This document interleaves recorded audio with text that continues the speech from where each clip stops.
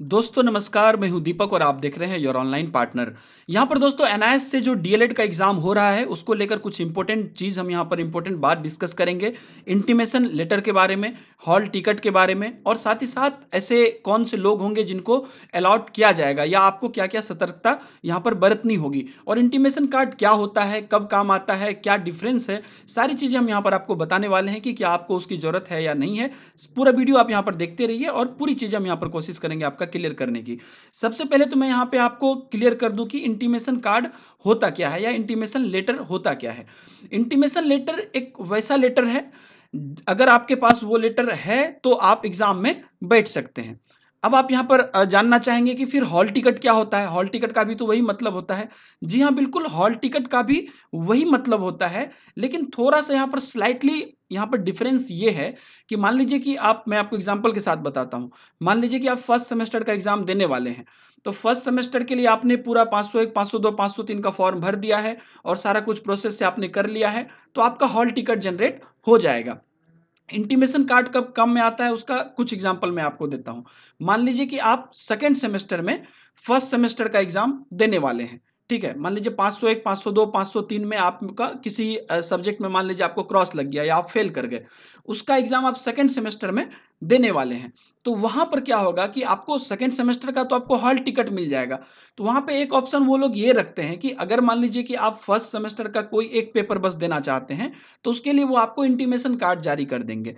तो आप बस उस पर्टिकुलर एग्जाम को वहां पर दे सकते हैं। तो वो आपका जो रेगुलर कोर्स है उसका वो सब्जेक्ट नहीं है, वो पहले का कोई बचा हुआ सब्जेक्ट है। उसके लिए आपको इंटीमेशन कार्ड जारी कर दिया जाएगा और आप वहां पर उसको दे सकते हैं। तो ये एनआईएस पे डिपेंड करता है कि अगले सेमेस्टर में जब वो एग्जाम लेंगे, तो वो सेकेंड सेमेस्टर में अगर आप मान लीजिए कि 504, 505 आता है, उसके साथ साथ आप सपोज कि 502 का भी फॉर्म भरे, तो 502, 504, 505 तीन एग्जाम में आपको बैठना है उस टाइम पे।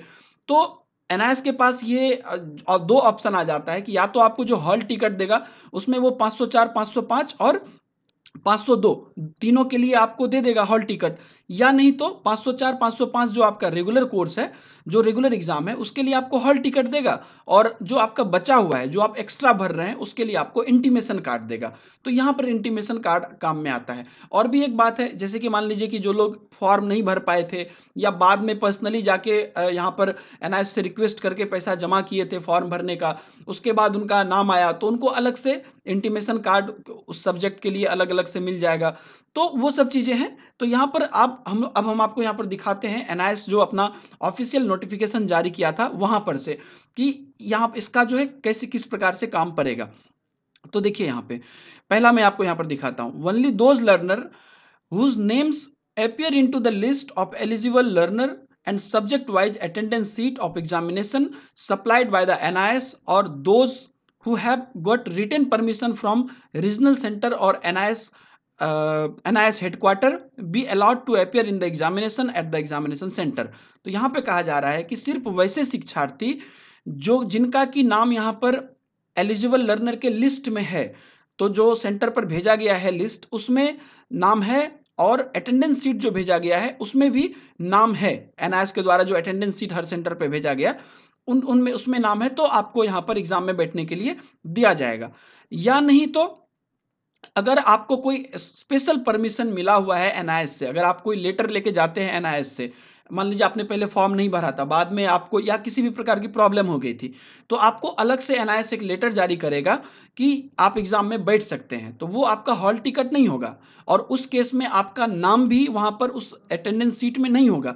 लेकिन चूंकि आपके पास एनआईएस का यहाँ पर वो लेटर है जिसमें कि स्पेशल परमिशन बोलते हैं, रिटन परमिशन बोलते हैं, वो अगर आपके पास है तो आप एग्जाम में बैठ सकते हैं। ये एक बात हुई।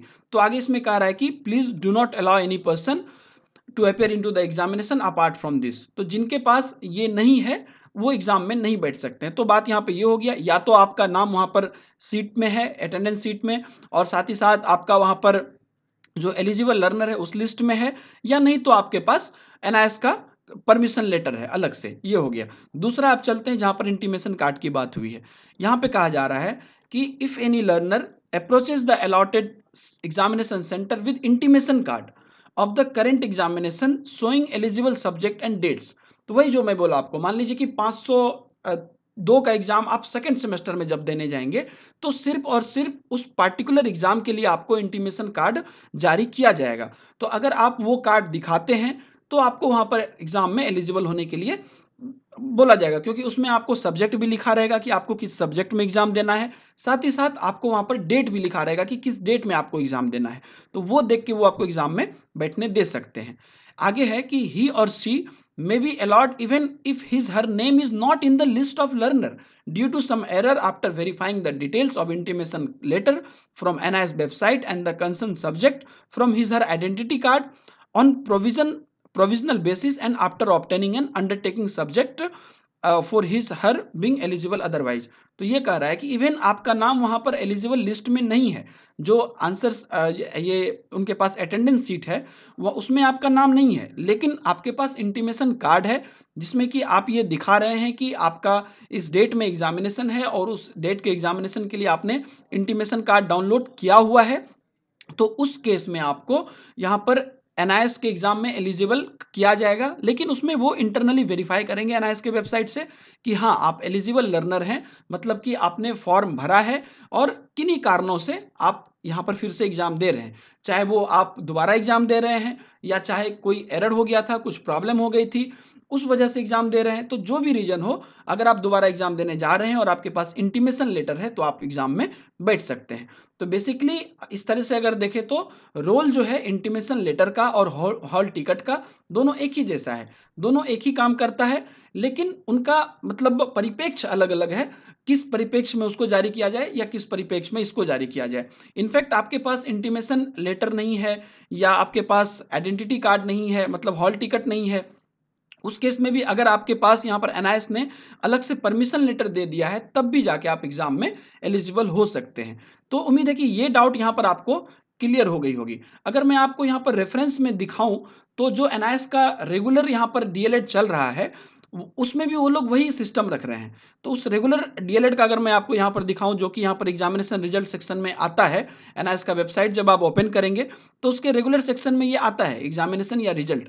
तो उसे जब आप ओपन करेंगे तो यहाँ से जो रेगुलर एनालाइज कर रहे हैं, टीचर वाले नहीं, जो रेगुलर एनालाइज कर रहे हैं, उनके लिए यहाँ पे चूंकि उनका एग्जाम यहाँ पर मई में है और मतलब यही एग्जाम नहीं, इसके साथ साथ और भी बहुत कुछ एग्जाम उनका मई में हो रहा है जो कि टीचर के लिए नहीं है। तो उनके लिए यहाँ पर आप देख सकते हैं कि इंटीमेशन और हॉल टिकट फॉर डीएलएड मई 2018, तो या तो आपका हॉल टिकट बनेगा या तो आपका इंटीमेशन लेटर बनेगा, डिपेंड्स ऑन आप अपने सेमेस्टर का एग्जाम दे रहे हैं या पहले का दे रहे हैं या आप किसी स्पेशल तरीके से वहां पर एंट्री कर रहे हैं, आपका कोई एरर हो गया था, कुछ प्रॉब्लम हो गया था। तो उस केस में अगर आप मान लीजिए पहले का एग्जाम दे रहे हैं या कुछ एरर आउट हो गया था, उस केस में आपको वो उस पार्टिकुलर सब्जेक्ट के लिए इंटीमेशन लेटर जारी कर देंगे। नहीं, अगर आप मान लीजिए उस कोर्स के लिए ही वैध हैं, तो आपको हॉल टिकट जारी कर देंगे। तो ये तो उनका रेगुलर डीएलएड का था, लेकिन ये जस्ट मैं एक एग्जांपल लिया कि आपका जो डीएलएड का होगा, जो कि आपको इस वेबसाइट पर, जो भी आप स्क्रीन पे देख रहे हैं, इस वेबसाइट पे इसकी नोटिस जारी की जाएगी। तो यहाँ पर भी जो होगा आपको उसी प्रकार से काम करेगा कि अगर आप मान लीजिए कि किसी स्पेशल केस से आ रहे हैं, तो या तो आपको यहाँ पर स्पेशल परमिशन दिया जाएगा, तो उसमें आपको रिटन परमिशन लेटर एनआईएस की तरफ से मिलेगा, जिसके तहत कि आप एग्जाम में बैठ सकते हैं, या तो आपको इंटीमेशन लेटर दिया जाएगा जिसके तहत कि आप उस पार्टिकुलर एग्जाम में बैठ सकते हैं। इस बात को समझिएगा, इंटीमेशन लेटर हुआ कि जो सब्जेक्ट वहां पर लिखा हुआ है उसी सब्जेक्ट में आप वहां पर बैठ सकते हैं। और रेगुलर, जैसे कि मान लीजिए अभी आपका फर्स्ट सेमेस्टर रेगुलर हुआ, उसके लिए आपका हॉल टिकट जारी होगा, वो हॉल टिकट आपको मिल जाएगा जब यहाँ पर एनआईएस की वेबसाइट पर आएगा।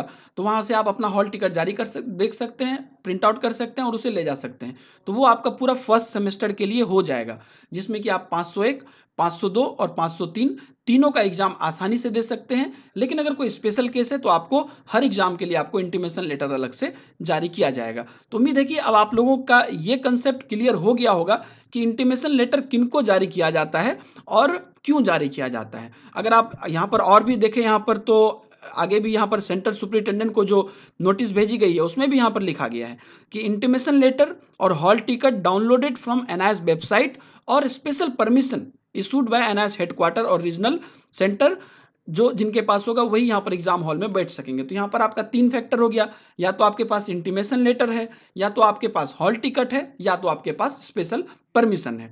तो उम्मीद है कि ये चीज़ें आपके दिमाग में अब क्लियर हो गई होगी। ऐसा नहीं है क्या कि जिनके पास हॉल टिकट है, उनको अलग से कोई इंटीमेशन लेटर लेना पड़ेगा, इस प्रकार की कोई बात नहीं है। यहाँ पर और एक जगह यहाँ पर इंटीमेशन लेटर के बारे में बताई गई थी, जहाँ पर क्लियरली लिखा गया है कि in case a learner does not have intimation letter, he or she may be allowed to the appear into the examination on basis of record available on the identity card issued by NIS, provided his her name appear into the list of learner and attendance sheet। तो ये उसका vice versa condition हो गया।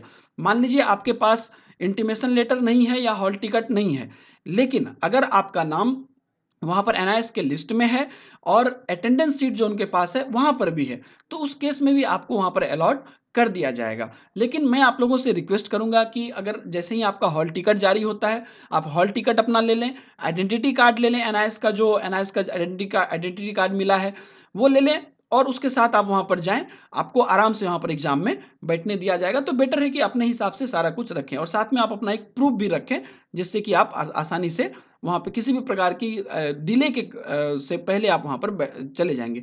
जिन्होंने identity card download नहीं किया है, उनको मैं बता दूं कि dl.nis.ac.in वेबसाइट पे जब आप टीचर सेक्शन में जाएंगे, तो यहाँ पर आप देख सकते हैं कि if you forgot your email ID और password then print ID card from here.